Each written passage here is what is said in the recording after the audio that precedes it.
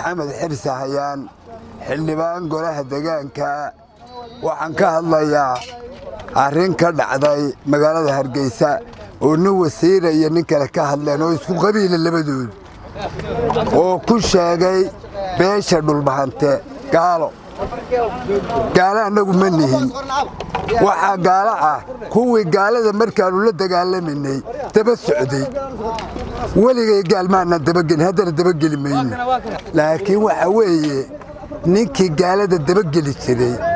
oo gaalada daba nashlayn jiray oo markaanu la dagaalaminay la socday oo qolana bartogti Soomaaliland loo bixiyay qolana British Somaliland baa waxa weeye dadka caayaya dad Soomaaliyeed oo islaam ah oo nooca ku hadlana waliga inta soo joogay ma aanan arag lu sheegayaa iyagaan diin celin jirin iyagaan dhaqan celin jirin iyagaa gaalada daba ordi jiray iyagaa Ingiriis cad oran jiray ma niraahna annagu mana daba orodno waxaan leenahay mujaahidiinta u soo dagaalamay Soomaaliya anooga yaala arinta inaanu ku kala goono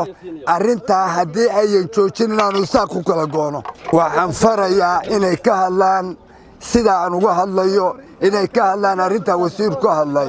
waxaan ku darayaa madaxweynaha Soomaaliland dadka uu qoranayo oo dadka u qorayo oo ay tamaya oo arkayo oo aqoonsan mayna madaxweyne